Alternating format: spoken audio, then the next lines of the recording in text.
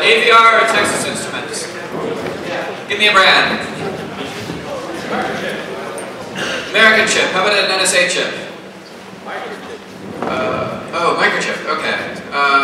No, let's do a military one. This is historic. This chip here is the Microtronics MiG-78. This was going to be used for telephone cryptography in the United States in 1993. The idea was that they should have a telephone encryption device that you could purchase as an American citizen, take with you abroad and make phone calls home, but that would be useless to the Russians. Nobody noticed that the Russians weren't a problem anymore, and no one noticed that this didn't work very well.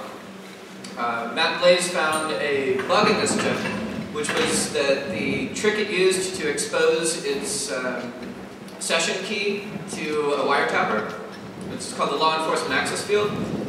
Well, it was the entire responsibility of the party starting the conversation. So the other party, the one that's the second party in the conversation, just verifies it by a 16-bit hash. So if you try a couple of times, you'll get a hash collision, and then you'll have a conversation with the law enforcement field blanked out that happens to be valid enough to have a conversation. And the nifty thing about this is that you can zoom in and see all the inner details. So here's the logo. It's Microtronics with Phoenix 78T.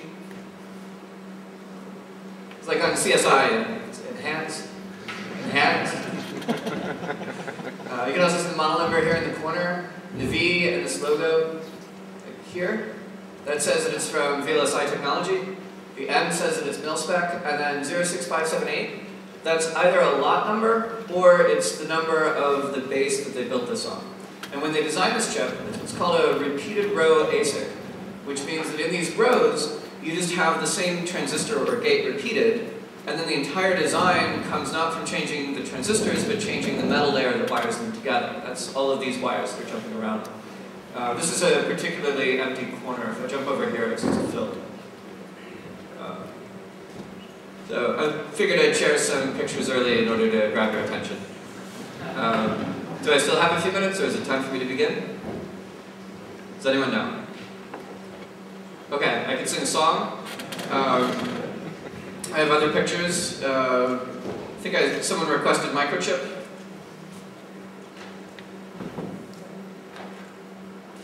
Or now we good? Okay. Oh no, I'm killing time until my session begins. Okay.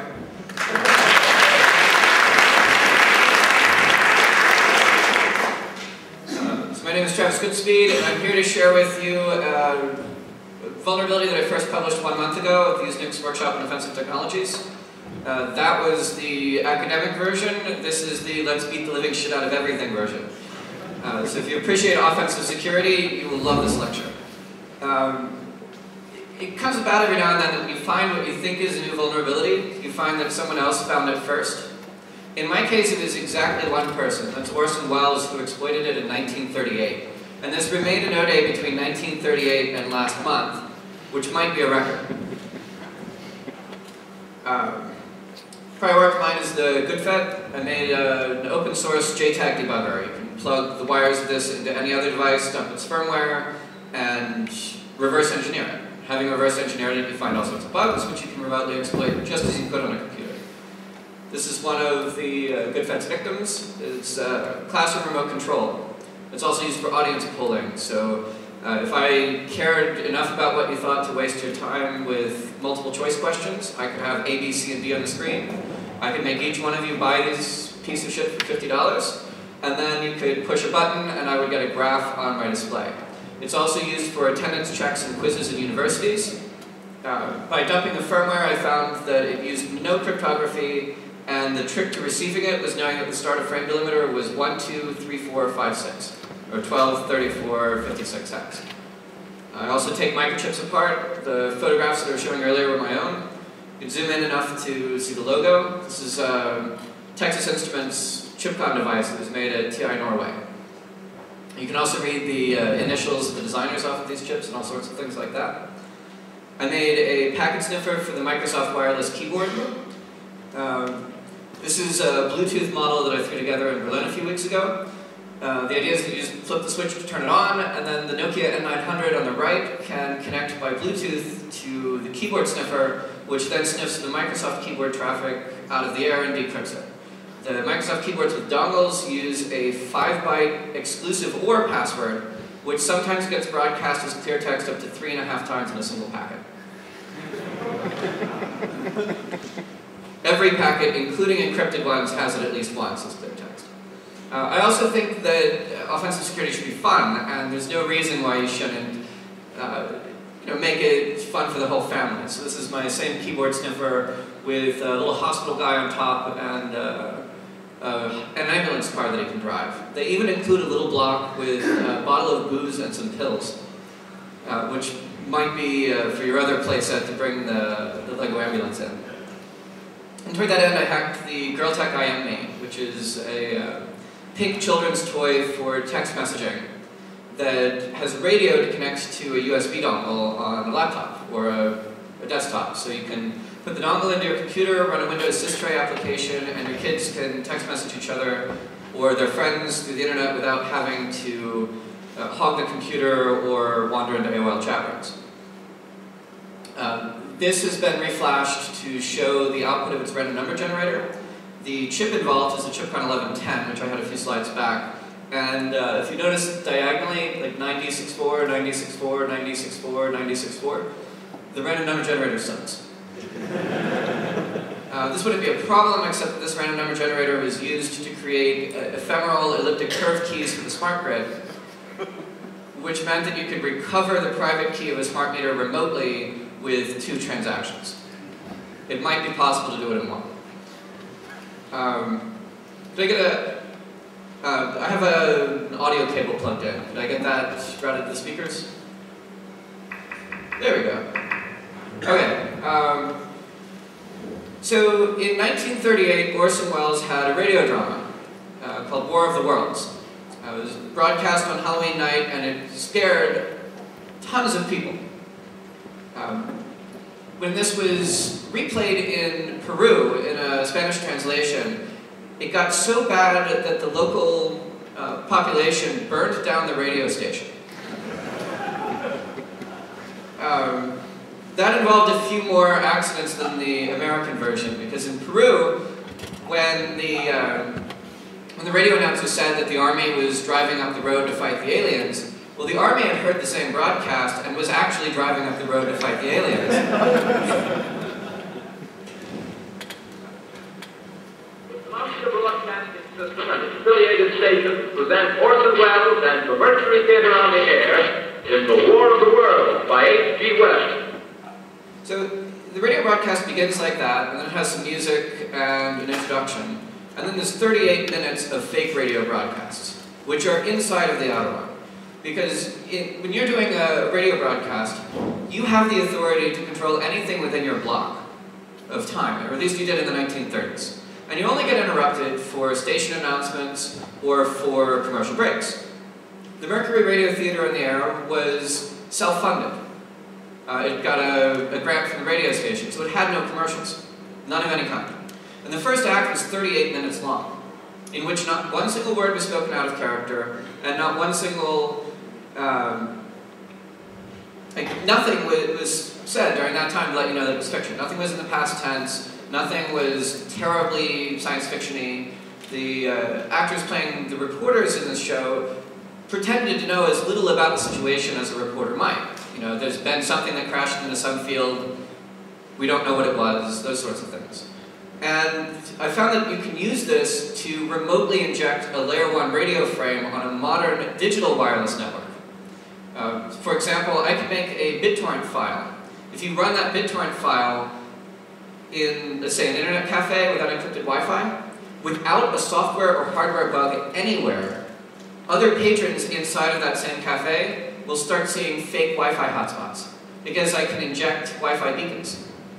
Just by making strings within a BitTorrent transaction or an HTTP transaction, you can drop from layer 7 down to layer 1 in the same way that in a SQL injection you can escape from an HTTP get variable into the SQL transaction. Even better, because you don't have to worry about any of the original stuff that was there. It all just gets flushed away. And this is really cool, because all of these exploits that you had that previously you could only use if you had a radio in the region, or if you already had access to the local network on which the victim resided, or if you had a satellite just behind the real satellite in the same position in geosynchronous orbit. All of those things that would previously be rather difficult to deploy, you can now send through the internet. I can send a satellite data packet through the internet, up to a geosynchronous satellite, down to a satellite dish, and have it change in the air between the bird and the dish, between the satellite and the receiver. And I can do all of this without having a radio. And that's what this lecture will teach you how to do. And I'm only considering the situations in which Mallory wants to attack Bob, but she doesn't have a radio. So even though this is a radio lecture, the attacker does not have a radio. There's no software-defined radio used in this lecture. The attacker doesn't even have a Wi-Fi card. I'm also assuming that Alice is between Mallory and Bob and is filtering out anything that doesn't look right. For example, if I want to inject layer 2 Wi-Fi fields, and I want them to be malformed in order to crash your Wi-Fi driver. Previously, it was thought that you could only do that if you had a Wi-Fi card, because that's not something that would ever be routed over the internet. Similarly, the turning point clicker that I showed you earlier, the classroom remote control, that's not part of any routed network anywhere. But I can inject packets into that network through a Microsoft keyboard dongle, because the radios are similar enough, and this trick is portable enough. And this just comes from a string. All you need to do is get a string of text over the air, well, a string of bytes.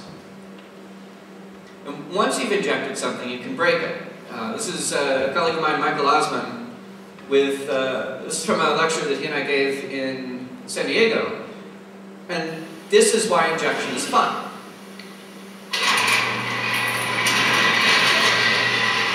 Whenever you can transmit to something, particularly something that's not part of a network, or something that no one ever expects to be routed, you can break it. This is an example of weaponized packet-in-packet injection for 802.15.4, or ZigBee.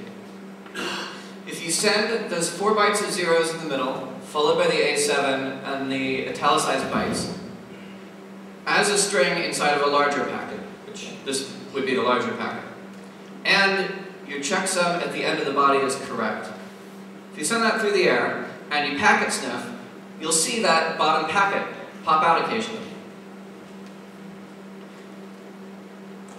And it works. If you transmit that string through any ZigBee radio and you start packet sniffing on the same channel, you will see the shorter packet, which is sent to a different destination address, fall out in your packet sniffer. This works because a radio packet is variable length, and the radio in hardware functions by yanking bytes out of the air continuously. There is no such thing as silence on the wire in radio. You also have a problem in radio that you have interference, you have collisions, you have all sorts of trouble. If you start doing a lot of Bluetooth traffic while also doing Wi-Fi stuff, you're going to notice Wi-Fi packets getting dropped. A lot of them. And they're dropped in 2 ways. When it shows up in ifconfig as having been dropped, that's when a packet has been explicitly dropped. So, jumping back a frame, if any of the bytes after the A7 get damaged in the outer packet, then a receiver of the outer packet will look at the 15E8 at the bottom, will see that that's not the correct checksum for the stuff above it, and it will explicitly drop it. It throws the entire thing away and forgets about it, and no injection has taken place.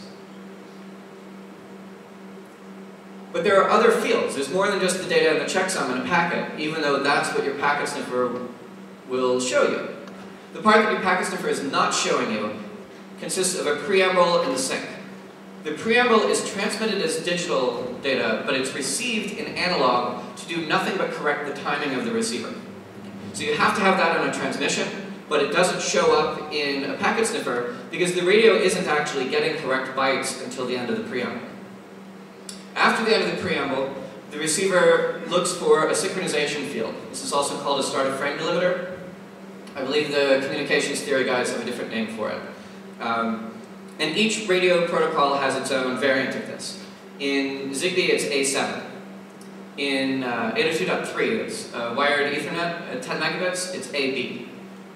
But whatever it is, it's the piece of data that allows the receiver to know where the hell the packet begins. And if the radio misses this, then it never knows that a packet started. So it implicitly drops it. It just never gets it, and it never will get it. It's lost for all time. And everyone assumed that layer 1 wasn't worth messing with because it was so simple. You had an entire language consisting of exactly one opcode. Exactly one verb. What I found while looking into this was that the synchronization field, when it's damaged, the receiver doesn't know that it's inside of a packet, so you can have a second one. And that's how this attack frame works. Grab a laser pointer. Thought I had more. Good. Hey, my batteries are charged. My lucky day. So, when the packet is being received normally, the receiver listens along, uses these 4 zeros to know that it's receiving, or not to know that it's receiving a packet, but to get its timing right for receiving the packet. Then it looks for that A7. And if it misses the A7, it doesn't know that it's inside of a packet, so it keeps chugging along. You know, 19, nope, packet doesn't begin here, packet does not begin there, packet does not begin there. But with these 4 zeros, the timing gets calibrated again, having been lost in between. And then with this A7, the receiver thinks, oh yeah, that's where the packet begins. And then it grabs the bytes that come after it, those are the ones in italics. And having grabbed those bytes, it looks at the end, at the C9D1 checksum, and it says, oh yeah, this is a valid checksum. I have my packet. And this works on every form of unencrypted digital radio that allows for variable frame length and lacks cryptography. You have to have cryptography even if you're in a bunker or in space or in another place where an attacker couldn't conceivably get a radio. Because if you're forwarding any untrusted traffic, you are trusting the foreign party to control a period of time in the radio broadcast and to put any data that she wants into that region, including a valid packet. And whenever a technical mishap happens, and in radio they happen all the time, the receiver will then find the inner one instead of the outer one, and a remote frame has been injected at layer 1. At this point, the attacker controls every single byte of the packet. It can be addressed to anyone in the world, from anyone in the world. If it's Wi-Fi, there are all sorts of exploits that came out during the month of kernel bugs for Wi-Fi drivers. And they worked because nobody thought they were worth investigating. If you're connected to an untrusted wireless network, everyone assumed, then you have more problems to deal with than you did before. But in this case, you don't even have to be a part of that network. You can just be nearby. You can send these malformed Wi-Fi beacons or Wi-Fi probes or any of these other packets through the internet to some internet cafe that the cell phone happens to be walking by. The cell phone starts looking for wireless hotspots, sees the beacon, interprets it, and if you have an exploit for breaking the Wi-Fi beaconing, you can use this to send that exploit across the entire internet to any random cafe or open hotspot in the world. You can broadcast it up to a satellite to any subscriber, and every other subscriber on the same transponder of the same satellite will see that packet. And it works. If you transmit that string, you will see both packets on your packet sniffer.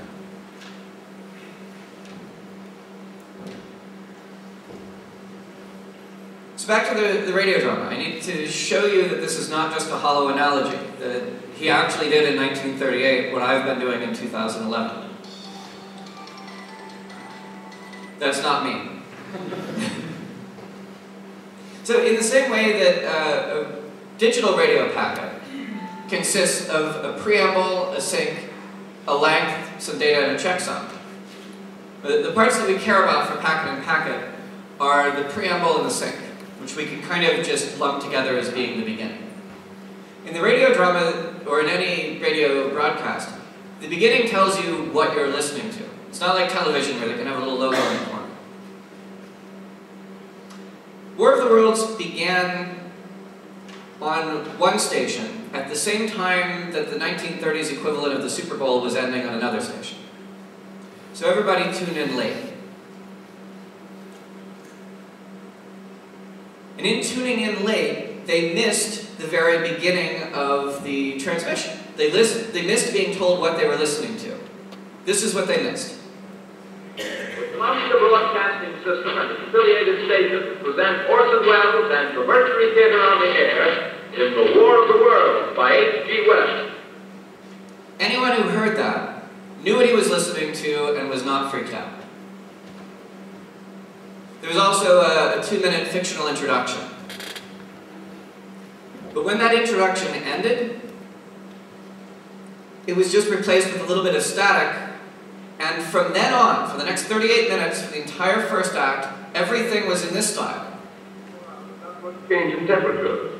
A slight atmospheric disturbance of undetermined origin is reported over Nova Scotia, causing a low-pressure area to move down rather rapidly over the northeastern state, bringing a forecasted rain accompanied by winds of light gale force. Maximum temperature 66, minimum 48. This weather report comes to you from the Government Weather Bureau. Now, if I hadn't played that first recording, how many of you would have thought that was a weather report? Okay. But you might be confused. You might think, why is the weather report on at this time? Well, we take you now to the Meridian Room in the Hotel Park Plaza in downtown New York, where you will be entertained by the music of Raymond Raquello and his orchestra. We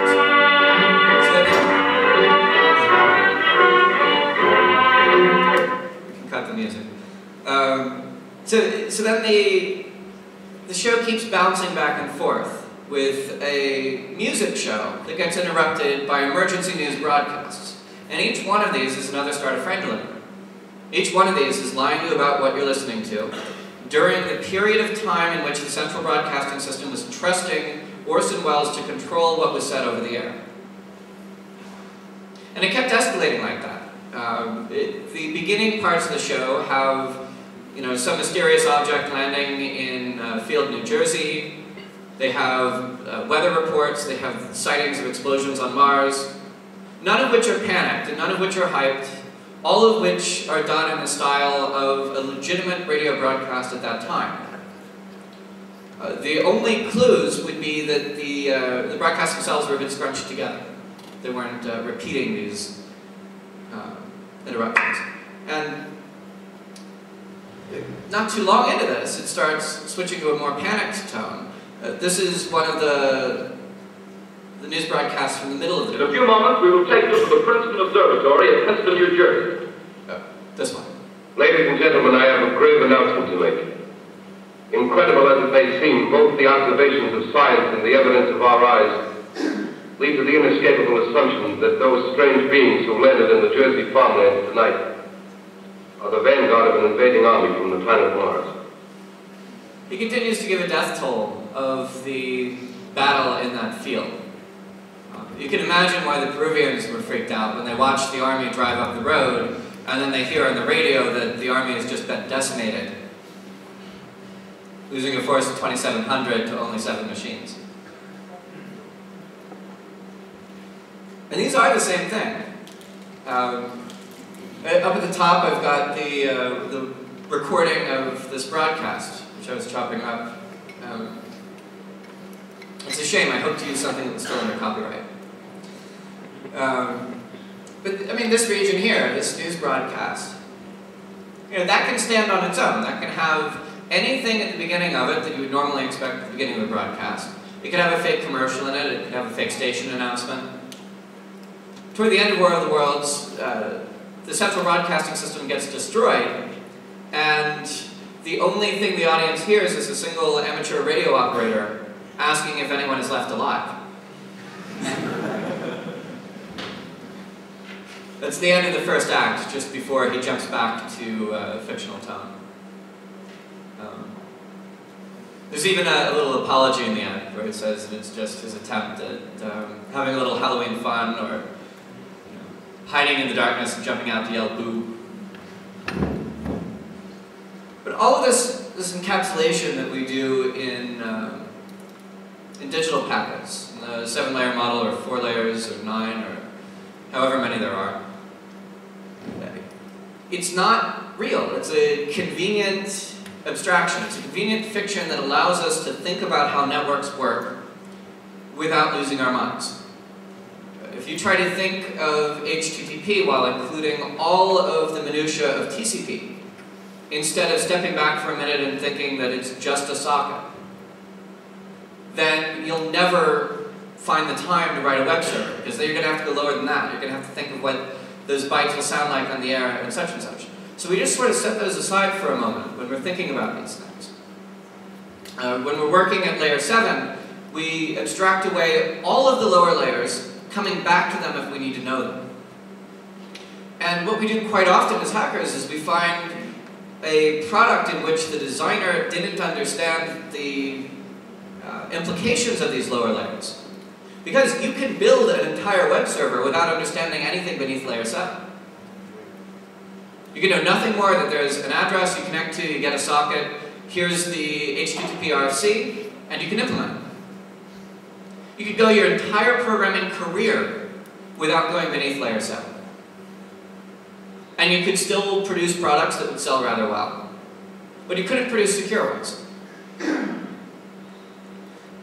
And because we spend our time breaking the reasonably low but not terribly low layers, because we take advantage of predictable TCP sequence numbers to inject into streams, we take advantage of this or that to do the other thing.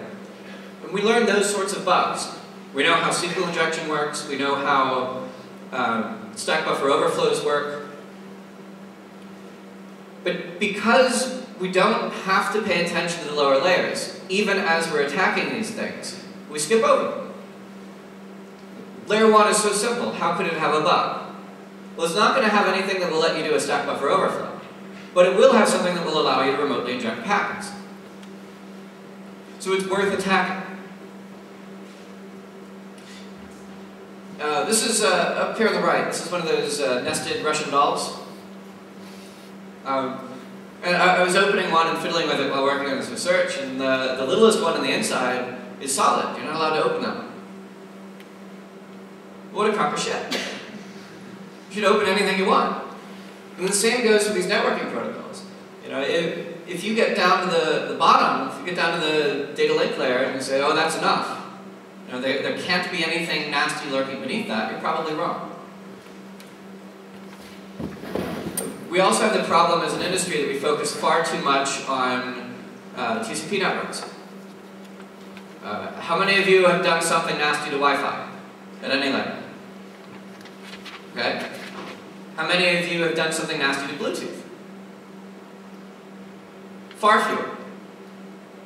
How many of you feel remotely as comfortable with Bluetooth as you do with Wi-Fi? Is there a single hand? Okay. Why? Well, it's different. We know TCP and we know this whole stack very well. Going to Bluetooth, you have to start over from scratch. It's different. You don't have IP addresses. You kind of have sockets. Your port numbers mean entirely different things. And your networks are really more like pairings.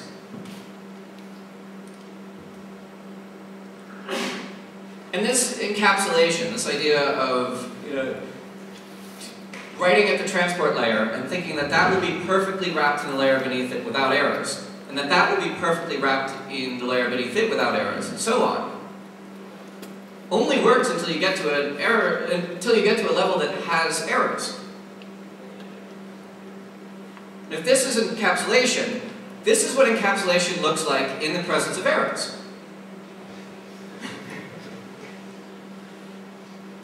I mean, anything on the inside can burst out because there's no way to verify that you haven't caught the start-of-frame delimiter before.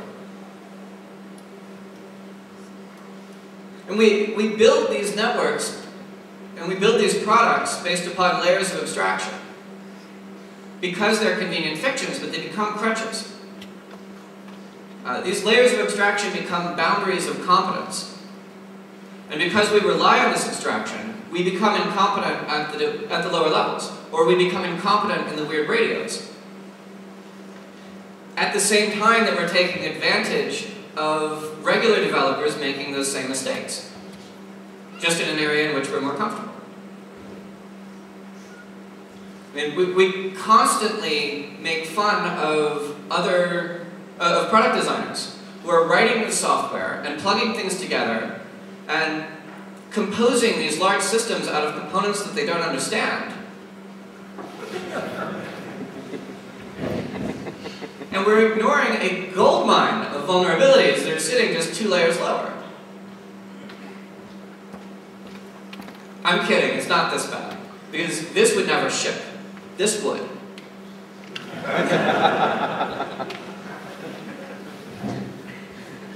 Poor guy. But we've all seen that. We've all seen, you know, a website in which the PHP programmer didn't understand how SQL worked. Or how 2 languages can be safely combined. It's actually really hard. In addition to the early SQL stuff, you know, everyone said, oh, you need to escape. So everyone put regular expressions into escape. Well, that doesn't work at all. You can't escape SQL reliably with regular expressions because the same thing can just be used back against you. And you can build this up to all sorts of different things. I've only demonstrated it here for radio, and I've only demonstrated the easy case of it. There are complications that you need to get around. I have a paper that I'm happy to share with any of you that describes the complications in detail. For example, Bluetooth does whitening in order to reduce radio interference. So when 2 Bluetooth radios are communicating with each other, they XOR the entire packet with a pseudorandom string. Luckily, it's only 7 bits random, so you can force it. But you have to know to do this. And you not only have to guess the alignment on the receiver, but also on the transmitter. And you have to find tricks in order to get around these complications. Simple alignment is necessary. So in Bluetooth, you can actually have your packet off by 1 bit, and packet and packet will still work. Zigbee has 1 nibble per packet. So you can have it off by a nibble and it will still work, but if you're off by a bit, it will not work. Differential signaling also has to be considered. In Wi-Fi, each symbol that goes out on the radio isn't absolute. It's not like you can look at one symbol and say, this is a 1011 or this is a 1000. Instead, you have to know what symbol came before it. It's as if everything that you're sending is just telling the receiver how far to spin the wheel to get to the next symbol. And you have to undo that before transmitting. Or find a neat trick in which they collide. And none of these things are impossible. They're just inconvenient, and they need to be looked into. Packet-in-Packet remained a zero-day exploit between 1938 and last month. And these blanks need to be filled in. There's also the issue of an interframe gap.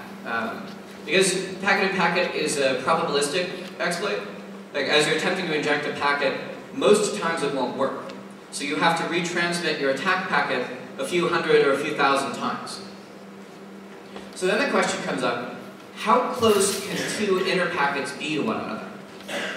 Because you're gambling on the chance of the outer start-of-frame delimiter being missed. So if you're trying to inject 2 packets that are short, you would rather send them as a single payload instead of as multiple payloads. But to do that, you need a little space in time between the packets so that the radio has time to move back to its receive state, or back to its start-of-frame state. And this needs to be measured. you have other complications, such that in Bluetooth, the synchronization field is the address of the socket. It's composed of the MAC addresses of the two parties, as well as the port number.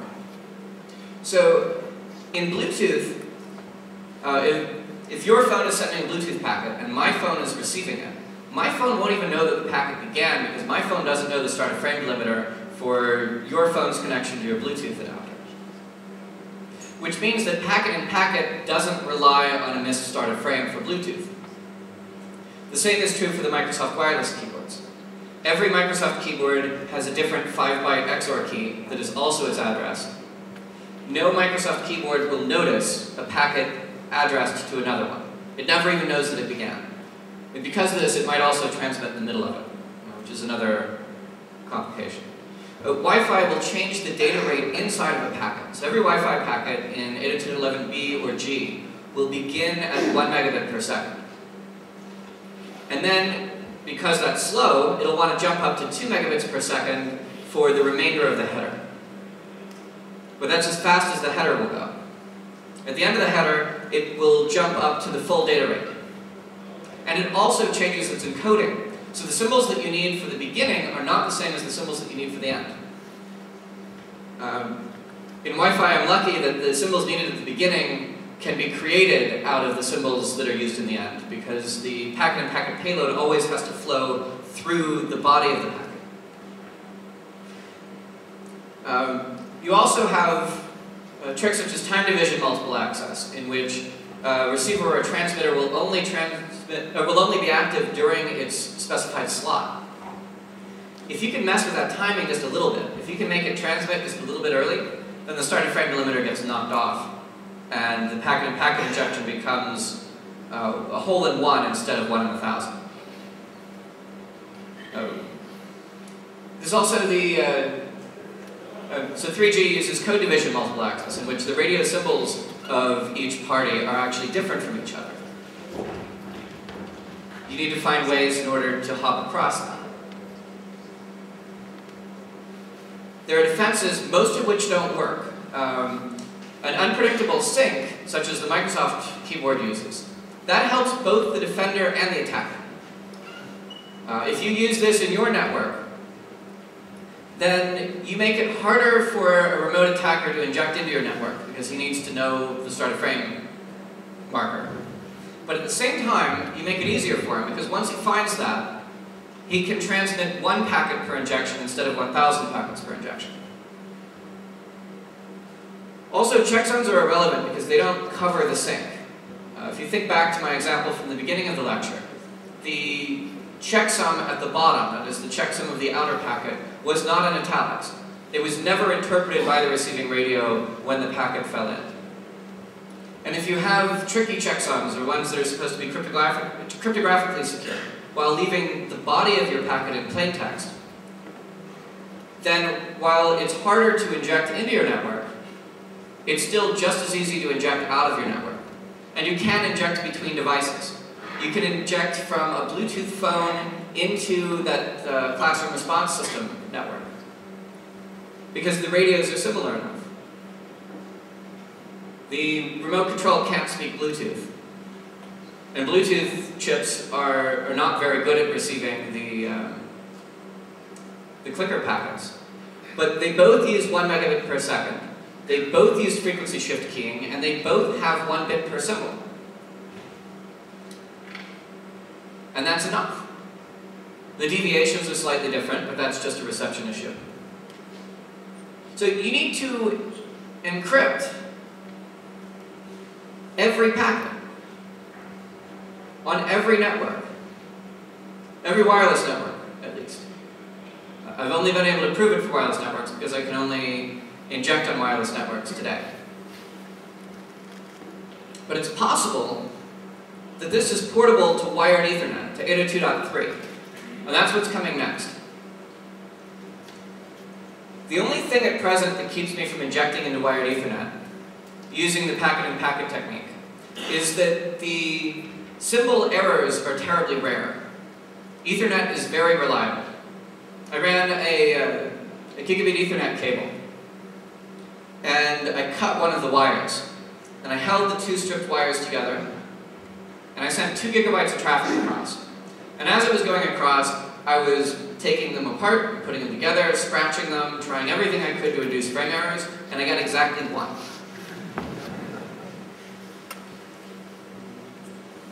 But that's not the case in every Ethernet network. I mean, frame errors do happen, the question is just where and why. One example is in 10 megabit Ethernet with a hub. On a hub, rather than a switch, you have collisions. 2 packets might physically collide and one of them gets damaged. If you can get this damage into the right part of the packet, you can then inject in the rest.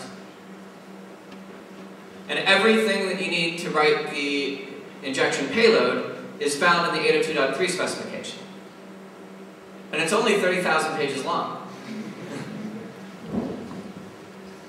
So, if these errors happen by dumb luck and by packet collisions, how can we search for them?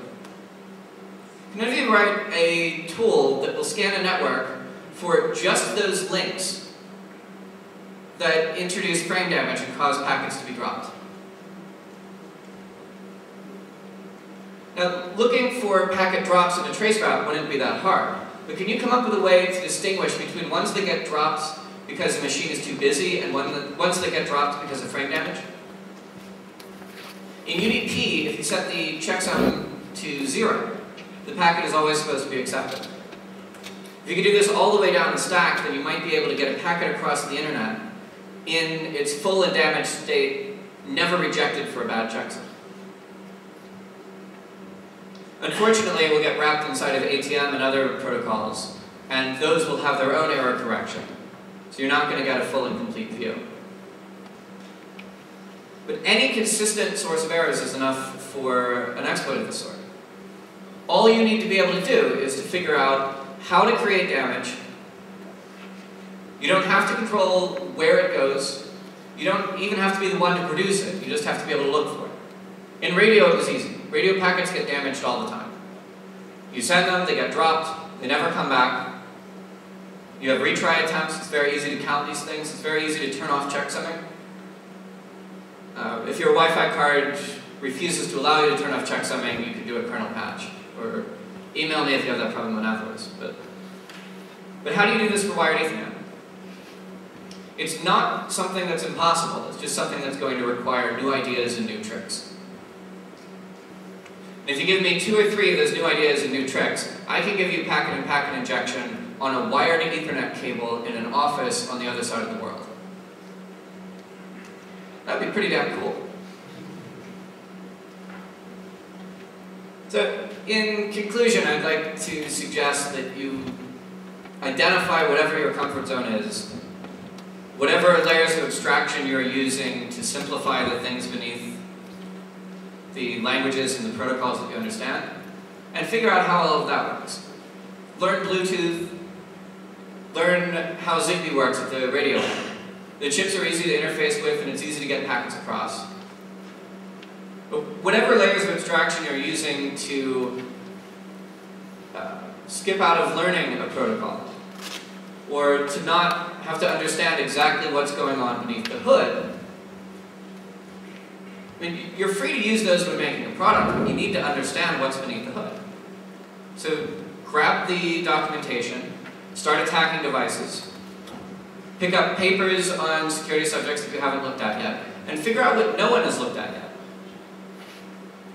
Find something that's considered so simple that it can't possibly have exploitable bugs. Dig into it and exploit it. Because if you do, you can take less than standard quality lunch and turn it into an expert. So are there any questions? Somebody, please. You started off talking about satellites. Yes. Have you looked into satellite transmissions? I have. I expect to have a complete demo of satellite frame injection by the CCC Congress in December.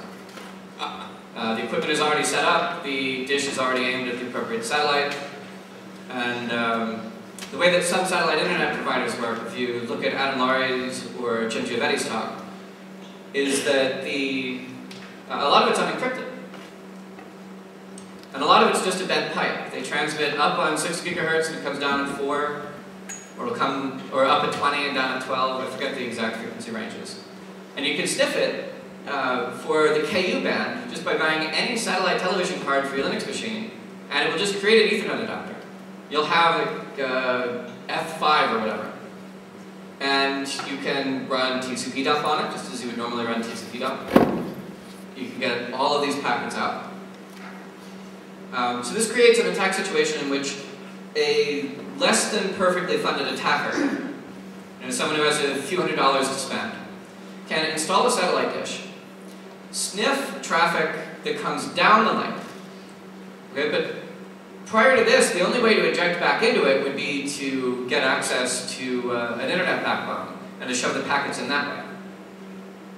But with this technique, you can actually inject raw frames between the satellite and the dish, having only the authority to send, say, UDP packets to some other subscriber who happens to be on the same frequency. And the other nice thing about satellite is that because it's not intended for consumer use, and because all of the standards were written before laptops were common, cell phones were common, and they had to worry about power consumption and the rest of that, they're all very simple. It's just 32 phase shift keying. The packet-in-packet injections for satellite look almost as simple as the ones that I had for Zigbee. Any other questions?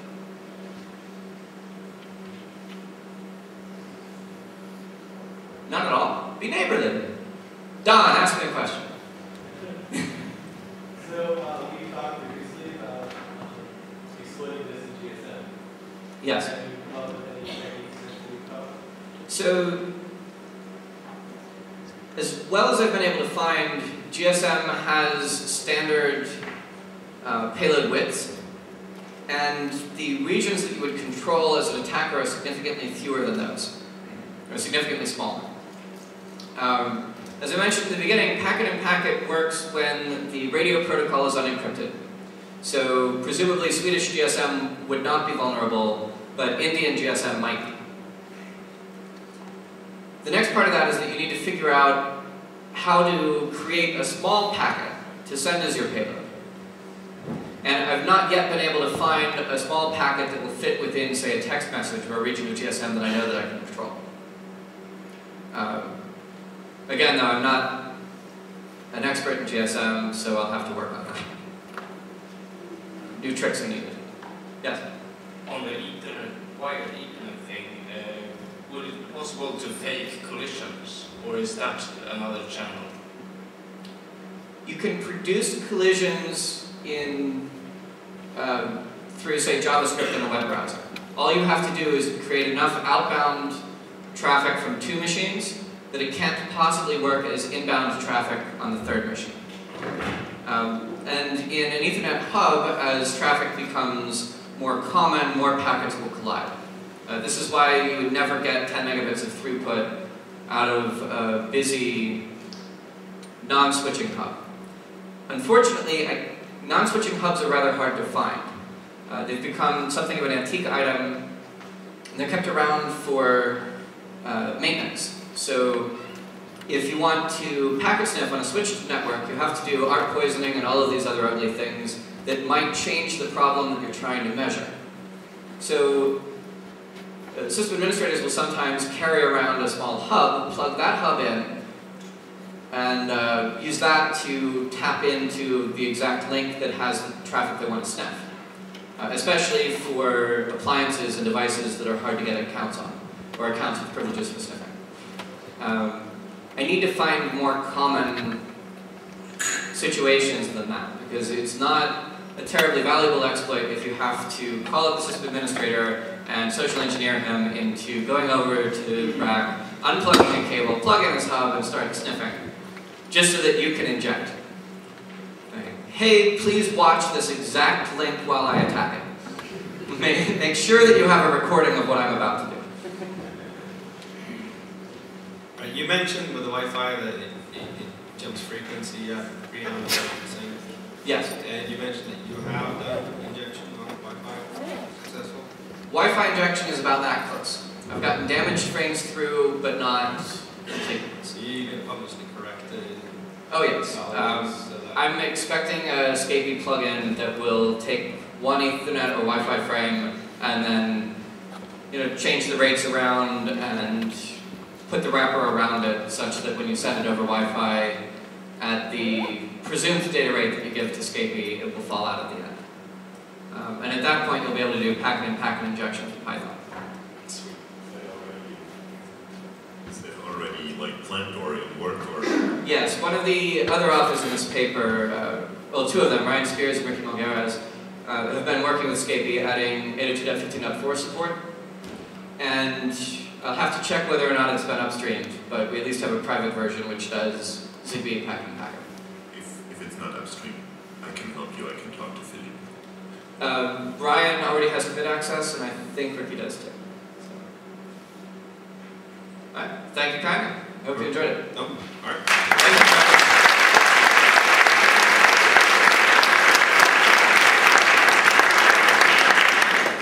I also do children's parties. we're looking forward to Christmas in Germany. Good.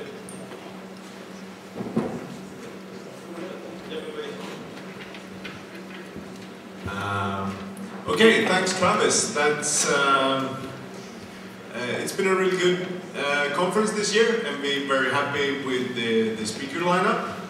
And we also managed to squeeze our schedule a bit, so we actually do have some time.